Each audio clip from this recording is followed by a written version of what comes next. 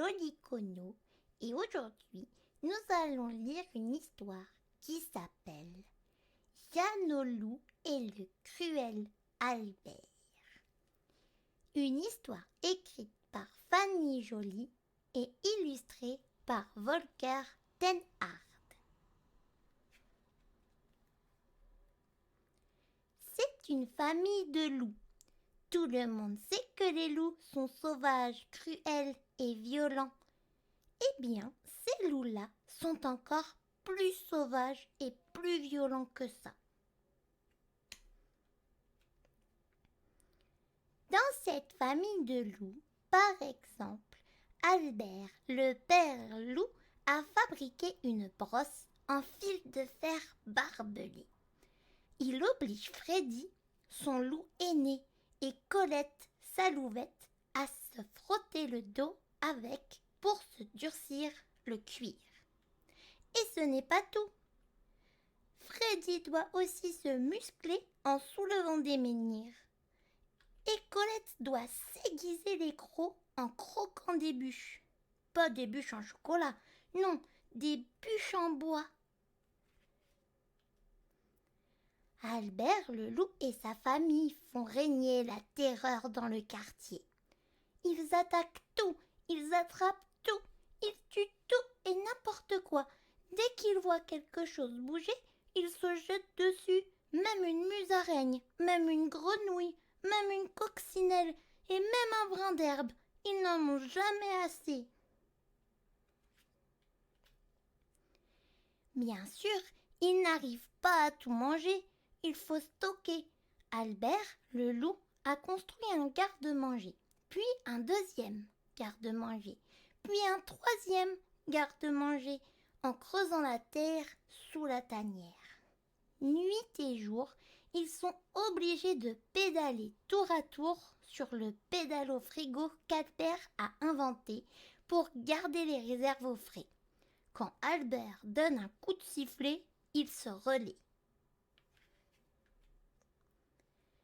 Pourtant, malgré toutes leurs provisions, Albert et sa famille ne sont jamais tranquilles. Car même chez eux, ils s'attaquent entre eux. Albert a collé au mur un tableau d'horreur où il note les exploits de chacun. Attaquer un mouton vaut 1 point, un renard 2 points. En dessous du mouton, ça vaut 0. Mais attaquer sa sœur ou son frère vaut 10 points. Attaquer sa mère, 10 points et demi. Ce qui rapporte le plus gros, c'est d'attaquer Albert, 500 points. Mais personne n'ose s'y risquer.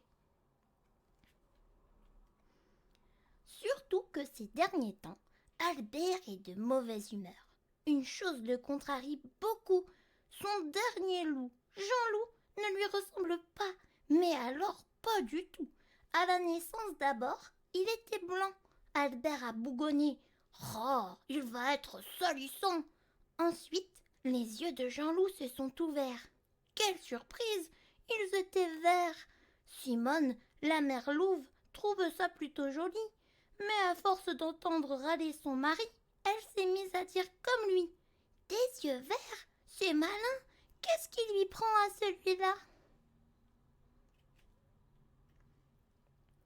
En grandissant, Jean-Loup a continué à inquiéter ses parents. Il n'a jamais voulu apprendre à hurler. Sur le pédalo frigo, il chante même en pédalant. Quand Freddy et Colette rapportent un dindon ou une poule ensanglantée, Jean-Loup récupère les plumes. Il les lave, il les sèche pour garnir un oreiller qu'il s'est fabriqué. Et ce qui exaspère le plus son père, c'est qu'il veut qu'on l'appelle Jeannot. Albert peste. Jeannot? Et pourquoi pas Bisouchou ou Chéri Bibi?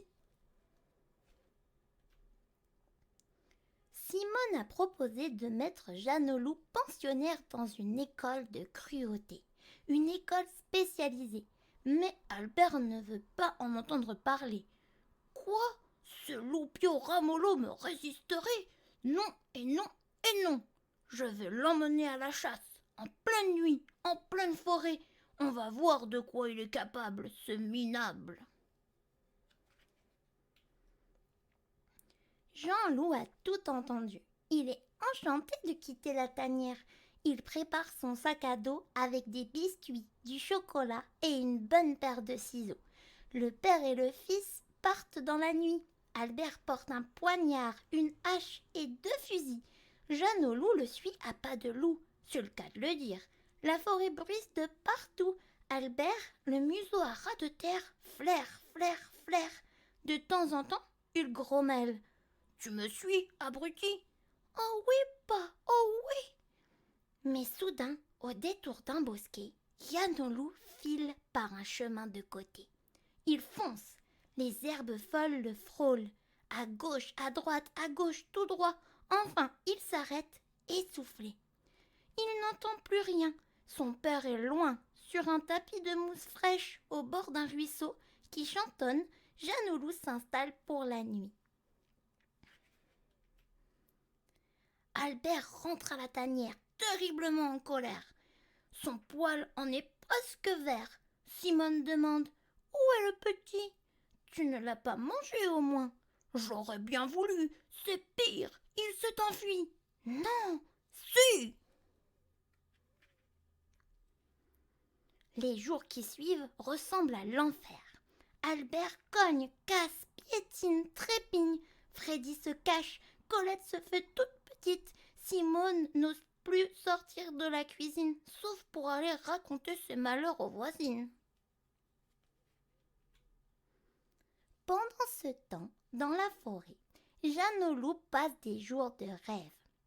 Il cueille des pâquerettes, des bleuets, il tresse des couronnes, des paniers.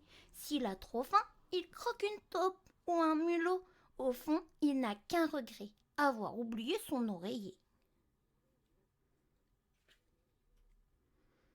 Un jour, en passant à côté de la tanière, Jeanne au loup se décide à frapper.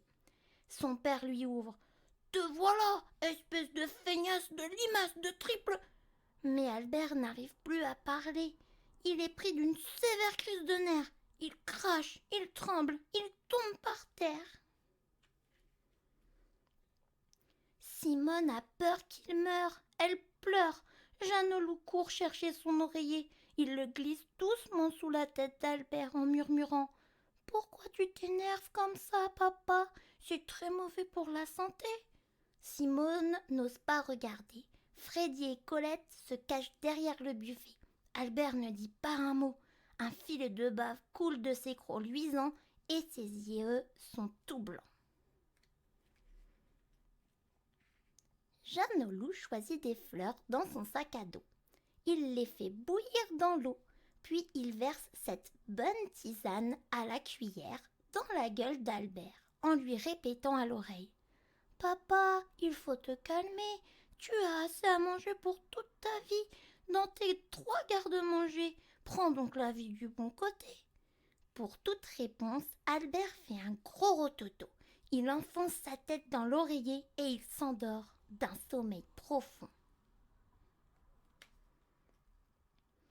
Le lendemain, toute la famille guette anxieusement le réveil d'Albert. À midi, il ouvre un œil. Il a retrouvé sa voix. « Qui m'a mis cet oreiller sous la tête ?» Freddy et Colette répondent d'une seule voix. « C'est pas nous, pas. C'est Jeanne au loup, pas. » Albert mugit. « Jeanne au loup !» Le jeune loup arrive en tremblant, mais son père lui dit « J'ai bien dormi, je me sens mieux, je veux encore de ta tisane. »« C'est que je n'ai plus assez de fleurs pour en faire, pas. »« Je vais en chercher avec toi. » Jeanne au loup emmène son père dans la forêt. Les animaux sont stupéfaits.